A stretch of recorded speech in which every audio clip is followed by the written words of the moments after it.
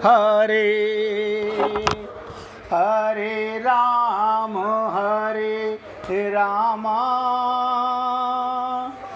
राम राम हरे हरे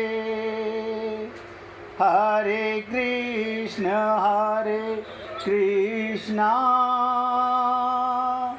कृष्ण कृष्ण हरे हरे हरे राम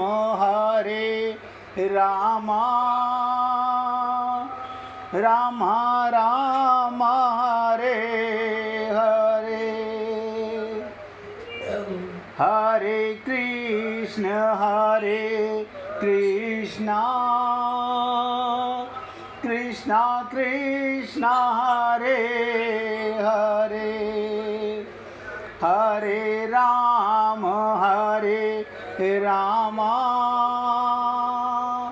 राम राम हरे हरे।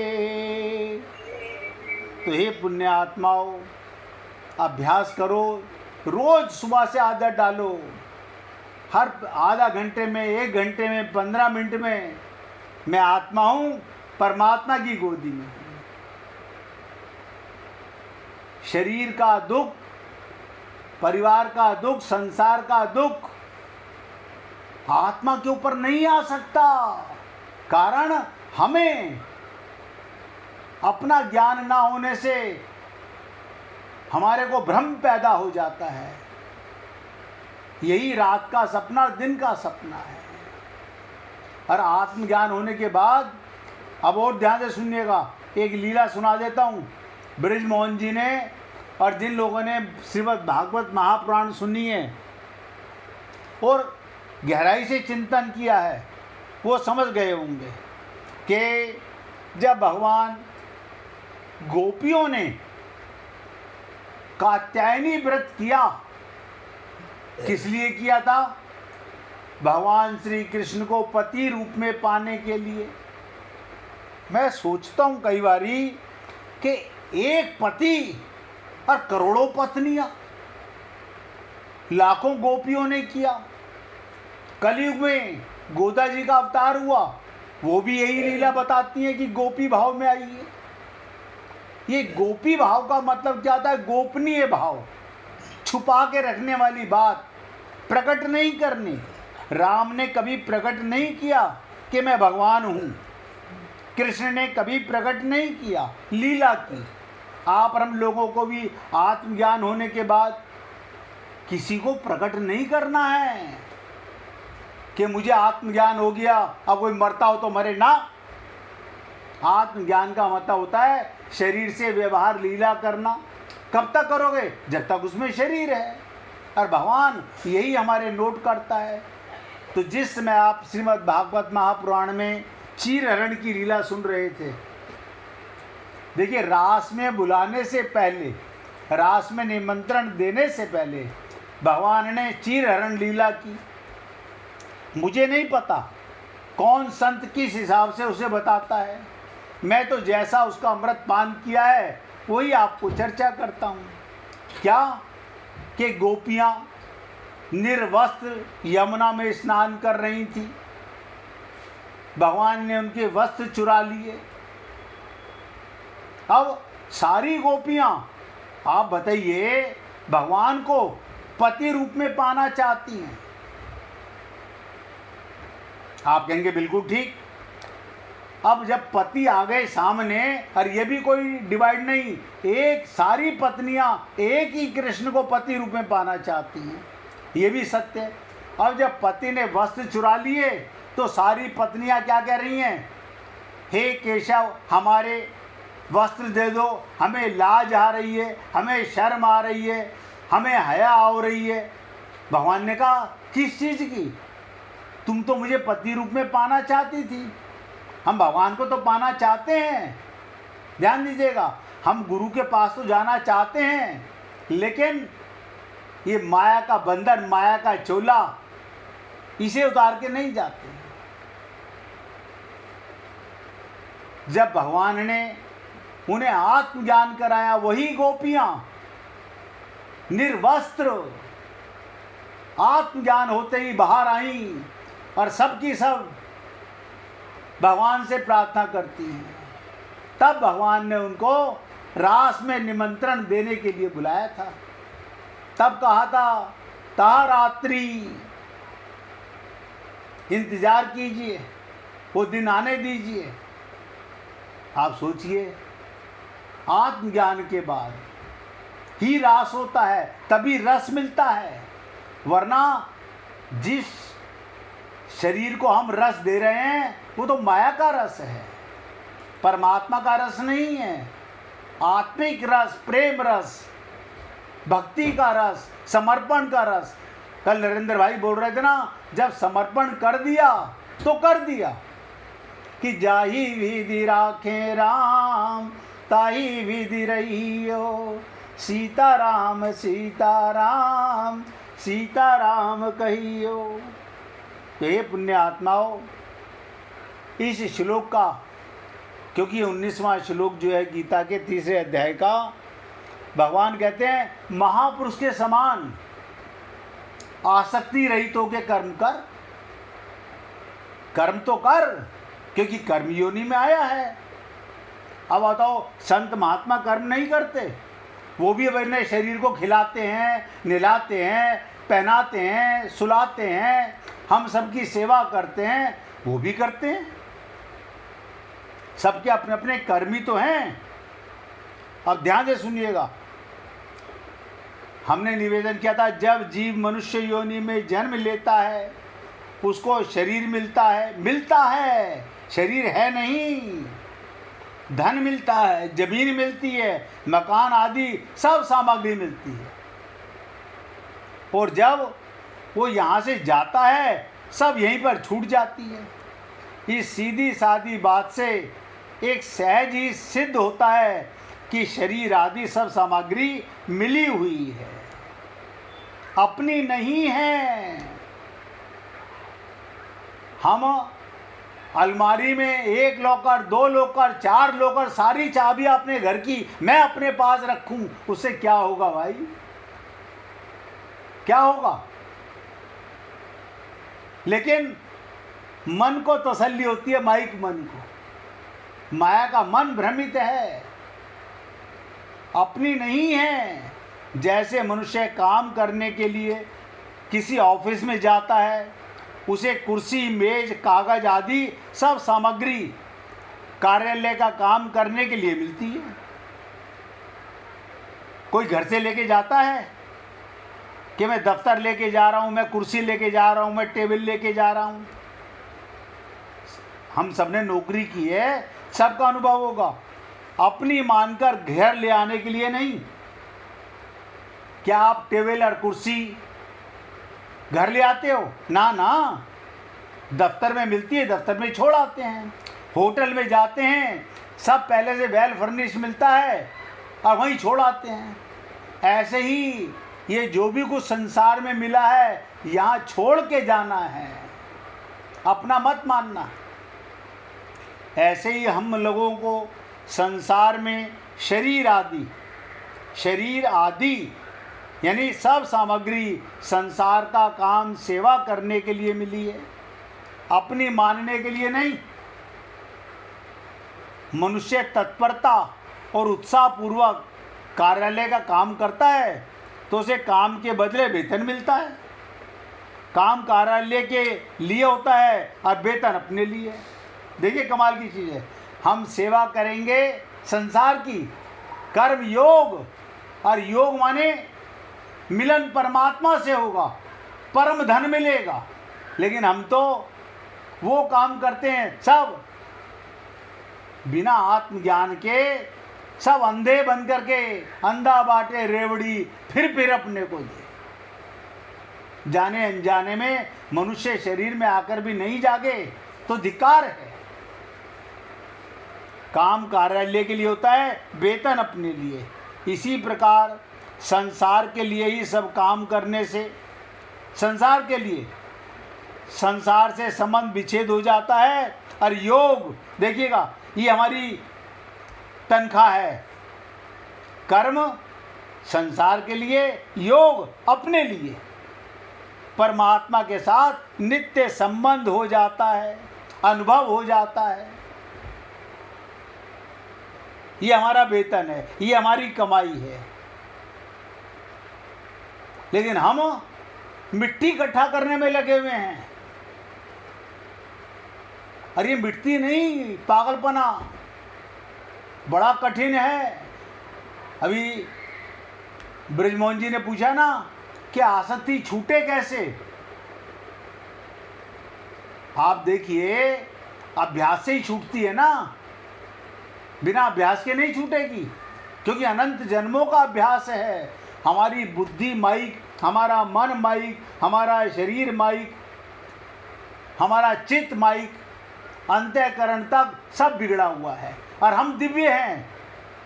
देखो कमाल की चीज, हम चेतन हैं, हम सत्य हैं, लेकिन असत्य को अपना माने बैठे हैं। और ये सबको पता है एक दिन ये शरीर छोड़ के निकलना है। और शरीर छोड़ने के बाद चाबियां आपके साथ जाएंगी। कोई घर वाला आपके नाम की रजिस्ट्रियां शमशान में रखेगा? मकान दुकान ले जाके रखेगा क्या? लेकिन खोपड़ी में नहीं बैठती ये बातें। इसी प्रकार संसार के लिए सब काम करने से, ध्यान दो, सब काम करने से संसार से संबंध विच्छेद हो जाता है। और योग परमात्मा के साथ, ये हमारी तनख्वाह है। यानी इस देह में आकर परम धन, कमाल है, जो स्वर्ग में नहीं मिला। स्वर्ग में भोग तो बहुत मिला। क्या मतलब? स्वर्ग में किसी को कुछ करना नहीं पड़ता, कोई कर्म नहीं, वो भोग योनियां हैं। स्वर्ग में देवता कर्म नहीं करते। मिश्रा जी कुछ पूछना चाह रहे हैं आप? हाँ, ये बताइए कि जैसे कि कागज में ये माइक में ही आता है ना कि जैसे कि कोई आदमी का जितना भी संपत्ति होती है, और इसके बाद तो पता है कि हमको इस दुनिया से जाना ही है और शरीर और सामान तो ले रहेंगे, लेकिन फिर भी जब भी तो दिखता है, मान लो कि हमारे मर जाने के बाद डिस्ट्रीब्यूट करने के लिए बिल वगैरह लिखता है, तो उसमें खाली अपने बच्चों को ही तो लिखता है, किसी और को ना, ऐसा नहीं है, ऐसा नहीं है, बता देता हूँ। हमारे सीताराम जिंदल, उन्होंने, वो राधा स्वामी, उन्होंने अपनी 90% प्रॉपर्टी अपने गुरु को दे दी है। ये मत कहिए कि सब ऐसा करते हैं। अच्छा। हाँ, ऐसा नहीं है। ये तो ये आपकी, आप बताइए, आपको क्या पता आपके बच्चे पीछे से क्या करेंगे? हाँ, ये तो है। आपको नहीं पता, वो जुआ खेलेंगे, शराब पिएंगे, उस पैसे को जुए में हारेंगे। आपने बहुत मेहनत से कमाया, आप तो नहीं जानते। यहाँ पर अगर आप अपनापन छोड़ के जाओगे, मैंने अपने बच्चों को दे दिया, तो अपनापन तो रह गया। ये अपनेपन का ही तो त्याग करना है। जो जो अधिकारी होगा उसको मिल जाएगा। कैसे मिल जाएगा? कैसे मिल जाएगा? अभी बताया नहीं, आपका बेटा, हमारा बेटा कल जुए में हार गया, बिजनेस में सारा लॉस हो गया, तो किसी को प्रॉफिट हुआ ना, उसको मिल गई संपत्ति। अच्छा, उसको मिल गई। बस, ये भगवान की संपत्ति है। सारी पृथ्वी का मालिक भगवान। हम लोग तो खाली प्लानिंग करते रहते हैं, हम ये विल कर दें, हम ये विल कर दें। भगवान अंदर जानता है मुझे किसको देना है और किसको नहीं देना है। ये इंसान का भ्रम है, अपना केवल भ्रम है। समझे भाई? तो इस भ्रम से निकलना पड़ेगा हमारे को। तो हमारा बोनस, हमारी कमाई, हमारी नौकरी का लाभ क्या है? परमात्मा का प्रेम, अपने नित्य संबंध का योग अनुभव हो जाता है। कर्म और योग, ध्यान दीजिएगा, दोनों मिलकर कर्म योग बनते हैं। अब ये समझ लीजिएगा, कर्म और योग, कर्म संसार के लिए और योग आत्मा के लिए। शरीर के लिए योग नहीं है, आत्मा के लिए योग है। भगवान गुरु का संग भी इसी योग के लिए गुरु तो केवल एक कड़ी होता है, इधर से पकड़ता है और भगवान के पास पहुंचाने का प्रयत्न करता है। लेकिन हम लोग कितना समर्पण कर पाते हैं, कितने गुरु की शरणागति कर पाते हैं, कितनी उसकी बातों को हृदय में उतार पाते हैं, ये हम नहीं सोच पाते। हमारे मन में फिर नहीं नहीं बेटा तो सगा है, गुरुजी सगे थोड़ी हैं। गुरुजी तो भगवान से मिले हुए हैं, वो सगे नहीं हैं। संसार सगा है, शरीर सगा है, हमारी खोपड़ी ये कहती है। इसलिए कर्म और योग दोनों मिलकर कर्म योग कहलाता है। फिर ध्यान से सुनिएगा, मैंने कहा था बहुत सरलता से बताऊंगा। कर्म संसार के लिए और योग अपने लिए, अपने माने आत्मा के लिए। ये योग ही मानो हमारा वेतन है, हमारी परम सबसे बड़ी कमाई क्या, जो हमारे साथ जाएगी। जो कमाई, जो धन, जो संपत्ति छोड़ के मरोगे वो आपकी नहीं थी, केवल अपना माना हुआ था, मूर्खता थी हमारी। भगवान खुश होते रहते हैं। अभी मिश्रा जी ने पूछा, उनकी बात को और एक्सप्लेन कर देता हूँ, ध्यान से सुनिएगा मिश्रा जी आप भी। क्या एक बार ब्रह्मा जी से पूछा गया कि प्रभु नीचे पृथ्वी पर आपने कोई चौकीदार नहीं छोड़ा अपना। बोले किस लिए? बोले नहीं नहीं आप देखो ना, पहले खेत थे, खेतों को काट काट के प्लॉट बना दिए गए, प्लॉट बना बना करके बिल्डिंगें, कोठियाँ बना ली गई। अब उन कोठियों को तोड़ तोड़ के फ्लोर बनाए जा रहे हैं। बोले एक बात बता, बच्चे हैं समुद्र के किनारे मिट्टी के घरोंदे बनाते रहते हैं और खुश होते रहते हैं। मैं एक लहर लाता हूँ सब मिटा जाता हूँ। यहाँ से कोई लेके गया कोई संपत्ति, कोई राजा, कोई विद्वान, कोई संत महात्मा, आप सोच के देखिएगा।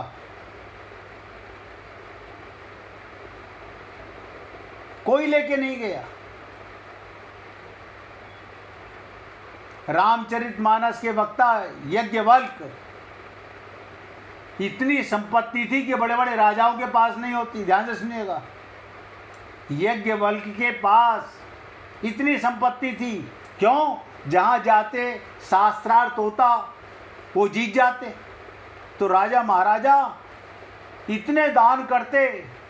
उनकी 2 पत्नियां थी। उनको एक दिन समझ में आया तू किस मिट्टी के चक्कर में फंस गया।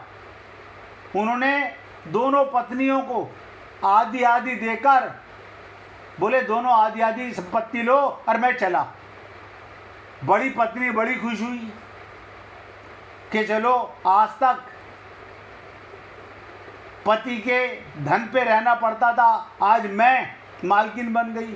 छोटी पत्नी ने सोचा जिसने इतना कमाया वो छोड़ के जा रहा है, इसका मतलब वो कुछ परम धन कमाना चाहता है। वो उसके पीछे पीछे चल दी। वो नहीं मानी कि मुझे तो, और मजे की बात ये, पति अंतर ध्यान हो गया, उस पत्नी को भी नहीं मिला। और वो पत्नी पराशर मुनि के आश्रम में पहुंची और पराशर मुनि ने उनको वो ज्ञान कराया, शरीर से अलग कराया। उन्होंने कहा सब त्याग दो। उसने कहा मैं तो कुछ लेके ही नहीं आई। बोले नहीं, किसी भी चीज में अपनापन है उसे त्यागो। अब ध्यान दीजिएगा, पराशर मुनि ने यज्ञवल्क की पत्नी को सबसे बड़ा ज्ञान क्या दिया। वो रोज कहती गुरुजी बताइए ना भगवान कैसे मिलेंगे। बोले तूने भी त्याग नहीं किया। कहती है मैंने तो पूरा त्याग कर दिया, ना संतान में अपनापन, ना अपने धन संपत्ति में अपनापन, मैं राजमहल सब छोड़ आई। आपके सामने यहाँ नीचे चटाई पर सोती हूँ आपके आश्रम में। बोले बेटी अभी तेरा देह में अपनापन है, ये शरीर के अपनेपन को भी त्याग करेगी तब भगवत प्राप्ति का प्रेम मिलेगा। इसलिए पुण्य आत्माओं, कठिन नहीं है, कठिन माना हुआ है। एक बार स्रोत मिल गया फिर बहते ही जा रहे हैं। तेरे प्यार में कन्हैया कहाँ दिन निकल रहा है, कहाँ रात हो रही है, हर पल मस्तियों की बरसात हो रही है। मैं तो केवल निवेदन करूँगा, लगन लगाए लो तो भगवत प्राप्ति कर जाओगे, अन्यथा ये माया के संसार से छूटना इतना आसान नहीं है। आसक्ति छोड़ने से छूटेगी। रात के सपने को आप छोड़ देते हो ना, रात को सपने में करोड़ों रुपए का धन मिले, बहुत जवानी की उम्र मिल गई, नया शरीर बन गया, नई पत्नियां मिल गई भोगने के लिए, सारा सुख मिला, लेकिन सुबह उठते ही आप ही कहते हो वो सपना बेकार था, कोई आसक्ति नहीं। ऐसे जो भी कुछ आपके पास पुड़िया बनी हुई है शरीर तक को लेकर के, इससे भी जीते जी जागना होगा। फिर एक बार भगवान का कीर्तन कीजिए, फिर चर्चा करेंगे। श्री राधे गोविंदा मन भजले हरि का प्यारा नाम है।